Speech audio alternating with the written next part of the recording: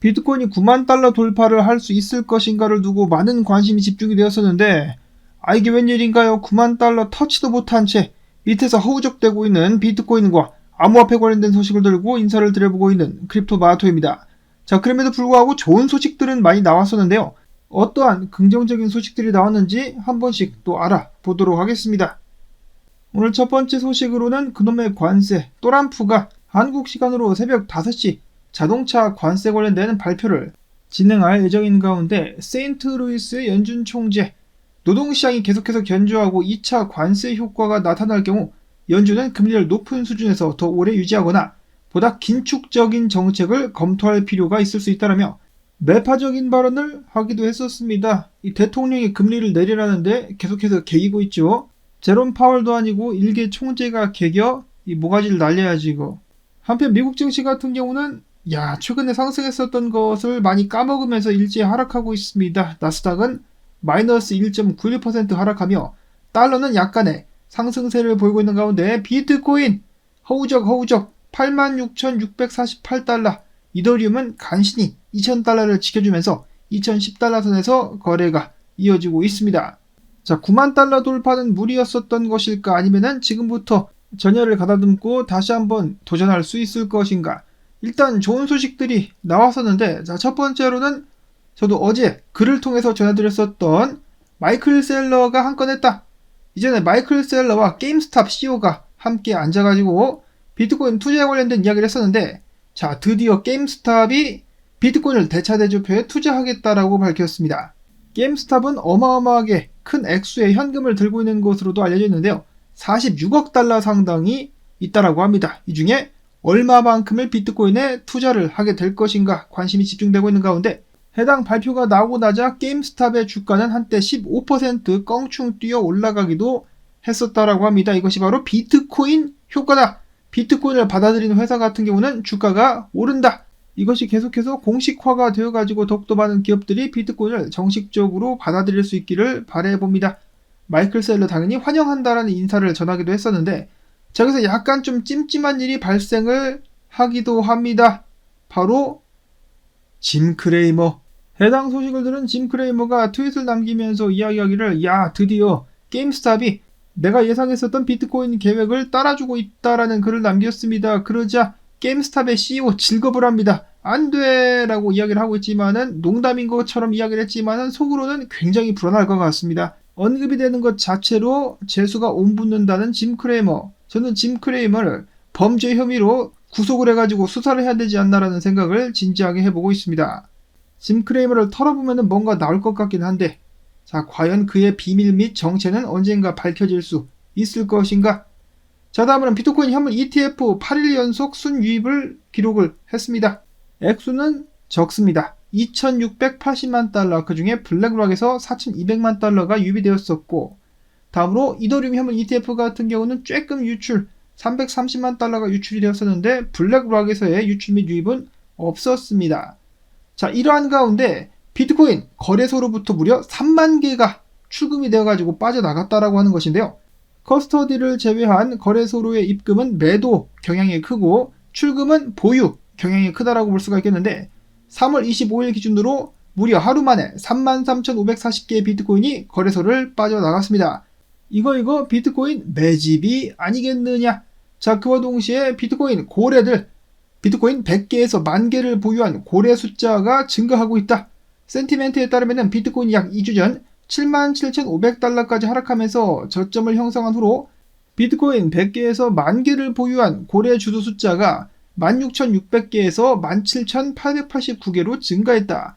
고래들의 매집이 재개되면서 시장이 다시 한번 긍정적인 흐름을 보이는 중이다라는 분석을 내놓은 것인데, 자, 고래들이 매집을 하는데 불장이 끝났다? 그렇게 생각하기는 좀 쉽지 않은 것 같은데, 자, 그와 동시에 비트코인 존버자들 호들링 추세가 회복되고 있다.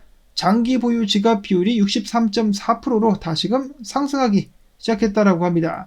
자, 비트코인을 최소 1년 이상 보유한 지갑 비율이 최근 몇 주 사이 61.8에서 63.4%로 상승을 했다.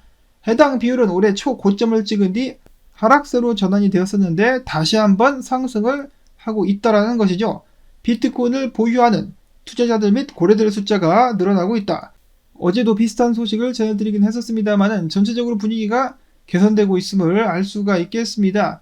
비트와이즈의 최고 투자 책임자 같은 경우는 지금이 비트코인 역사상 최고의 매수 시점이다라고 밝혔습니다. 그러면서 비트코인이 가지고 있었던 가장 큰 위협은 무엇이었느냐? 바로 국가가 비트코인을 금지시키고 폐지시키는 것이었었는데 또람프가 이를 걷어냈다. 또람프 대통령 덕분에 이러한 위험이 완전히 사라졌다라고 하면서 위험 대비 수익 관점에서 역사상 가장 좋은 매수 시점이다라는 것을 강조를 했습니다. 저도 유명한 경제학자들이나 투자자들 짐 로저스나 제임스 리카드 같은 사람들이 이야기하는 것을 과거에 들어봤을 때 정부가 그 나라의 통화를 약화시킬 수도 있는 비트코인을 그냥 놔둘 리가 없다. 이를 금지할 가능성이 꽤 높아 보인다라고 우려하는 의견들을 듣기도 했었는데요. 그러한 위협이 완전히 사라져버렸다. 또람프가 해냈다. 그와 동시에 미국이 비트코인을 전략적 자산으로 인정을 했고 그에 따라 가지고 지금 굉장히 많은 호재들이 나오고 있는데 가격에 반영이 되지 않고 있다는 것. 즉 지금이야말로 그런 면에서 봤을 때도 역사상 가장 좋은 매수 시점일 수도 있겠다라는 생각이 들기도 합니다. 근데 난 돈이 없어. 전 세계 많은 개미들도 돈이 없어. 지금 돈 있는 애들은 기관밖에 없는데 기관만 그리고 고래들만 좋은 상황이 펼쳐진 것이 아닌가. 다음으로는 제가 며칠째 노래를 부르고 있는 9만 달러.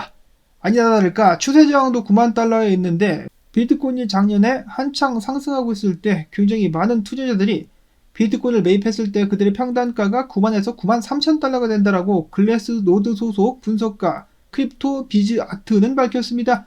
즉 그 자리 9만 달러에서 9만 3천 달러짜리가 강력한 저항이 될 수도 있다라는 것인데요.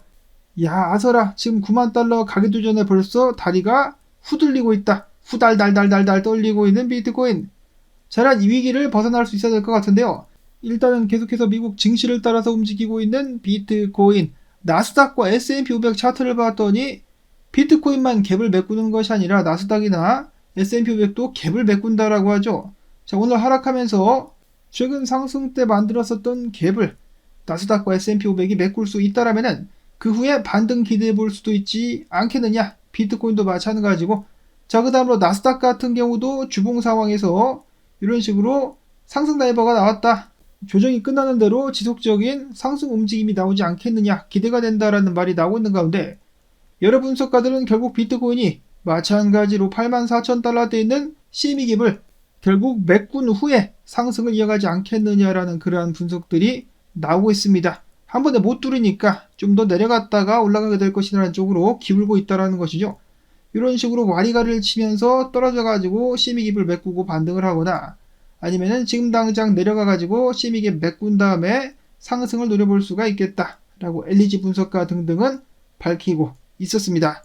상당히 많은 숫자의 분석가들 및 트레이더들이 비트가 CME 갭을 메꿀 것이다. 즉 단기적으로 하락을 할 것이다 라고 예상을 하고 있었기 때문에 오히려 이를 역으로 이용해가지고 들어 올릴 수도 있지 않을까 라는 기대를 해봤었는데 자 지금 당장은 9만 달러 뚫기가 쉽지는 않아 보입니다. 데이브 더 웨이브 분석가 같은 경우는 올해 말까지 비트가 15만 달러 상단까지 쏘게 될 수 있을 것이다라는 분석을 남겼습니다. 15만 받고 5만 더 20만 달러까지 한번 가자. 자 그 다음으로는 희망회로 비트코인의 고점들을 이런 식으로 엮어보았을 때 추세가 형성이 되는데 해당 추세를 비트코인이 터치를 할 것이다. 올해 상승장에서 30만 달러 가량까지 비트가 쏘게 될 수 있다라는 희망회로 일단 10만 달러 위로 가자. 다음으로는 암호화폐 시총 전체 차트인데요. 2주봉짜리 차트라고 하는데 지금 보시면은 모습이 나쁘지가 않다. 저항 뚫고 지지 확인하고 반등을 하고 있는 전체 암호화폐 시총 2020년도가 생각이 난다. 이대로만 쭉 가지라고 크립토 배트맨 분석가는 외쳤습니다.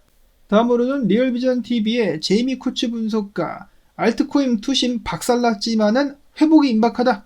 현재 지표들은 과거 양질의 알트코인들이 회복되기 시작한 수준에 도달했다라고 하면서 조만간에 알트코인들 계속해서 상승을 이어갈 수 있을 것이다 라는 예측을 했습니다. 그러려면은 비트 도미가 좀 내려와 줘야 될 텐데 완전히 박살나다 못해 산산조각난 알트코인 투심 다시 한번 부활할 수 있을 것인가? 다음으로는 리플사가 공식적으로다가 SEC와의 법적 공방을 마무리하게 되면서 여기서 중요한 점은 기관 대상 판매가 다시 가능해졌다라고 합니다. 변호사 프레드 리스폴리에 따르면 기관 대상 XRP 판매는 여전히 증권법을 준수해야 하지만 이제 장외 데스크를 거치지 않고 헤지펀드나 사모펀드와 같은 기관에 직접적으로다가 XRP를 판매할 수가 있게 되었다라고 이야기를 했습니다. 그러면 에스크로에서 기관으로다가 물량을 바로 팔아가지고 리플사 같은 경우는 굉장히 많은 수익을 거둘 수가 있겠죠. 자, 또한 리플사에 부과가 됐었던 1억 2,500만 달러의 벌금 중에 5천만 달러만 내고 나머지 7,500만 달러는 돌려받게 될 예정이라고 합니다. 야, 부자네 부자. 돈이 이렇게 많은데 욕심 그만 부리고 에스크로 풀리는 물량은 에어드랍으로 사람들에게 나눠줍시다. 그러면 좋겠다 정말. 다음으로는 솔라나 차트상 하락형 수혜기가 상방으로 브레이크아웃 했으므로 기술적으로다가 235달러까지 상승할 수 있을 것이라는 분석이 나왔는데요. 그 전에 앞서가지고 비트코인과 함께 조정을 받으면서 지지 확인을 하러 내려가지 않겠느냐. 코로시 AK 분석가 같은 경우는 130달러 초반까지도 한번 내려갔다가 지지 확인 마치고 그 이후에 반등을 이어가지 않겠느냐라는 분석을 남겼습니다. 다음으로 LG 분석가 같은 경우는 아발란체를 보면서 아발란체가 저항을 만약에 한 번에 뚫는다라면은 추가적인 상승이 나오겠지만은 반대로 뚫지 않는다라면 지지 구간 20달러 37센트까지 내려올 것이기 때문에 해당 자리에서 매수를 한번 받아봄직하다라고 차트 분석을 했습니다. 이어서는 SEC가 이뮤터블 X를 대상으로 했었던 조사를 종료한다라고 밝히면서 법적 제재는 없다라는 소식이 나왔습니다. 해당 소식과 함께 이뮤터블 X 약간의 상승을 보여주기도 했었죠. 새로워진 SEC 덕분에 더욱더 많은 암호화폐 회사들이 미국 진출을 도모하게 될 수 있을 것 같습니다. 이어서는 국내 소식. 자, 국내에 신고를 하지 않은 해외 암호화폐 거래소에 관련된 앱 및 접속을 차단하겠다라고 금융위원회가 밝혔는데요. 예를 들어가지고 큐코인, 맥시, 피맥스, 비트루 같은 곳들은 앞으로 국내에서는 앱 다운 및 접속이 차단될 예정입니다. 이 중에 가장 유명한 곳은 큐코인 정도라고 볼 수가 있겠고, 맥시 같은 경우도 잡코인을 상장을 많이 해가지고 사람들이 주로 사용을 하는 것으로 알려져 있습니다. 뭐 VPN 깔면은 전혀 상관없겠지만은 일단 뭐 금융위원회에서는 국내에서는 사용하지 못하도록 조치를 취했다라고 합니다. 마지막으로는 관심 있으신 분들이 계실지 모르겠는데요. 최근에 가장 인기가 높았었던 탈중앙화 거래소 중에 하이퍼리퀴드라는 곳이 있죠. 트럼프 내부자라 불렸었던 그 사람도 해당 거래소를 계속해서 사용을 하기도 했었는데 이번에 젤리젤리라는 코인이 상장되면서 관련해가지고 난리가 한번 났었다라고 합니다. 한 트레이더가 무려 4억 3천만 달러어치 젤리 숏 포지션을 오픈한 후에 이 중에 3천만 젤리 포지션을 정리, 남은 마진 276만 달러를 출금하면서 3억 9,800만 젤리가 청산이 됐고 이를 하이퍼 유동성 공급자 청산 주소가 떠났는데요.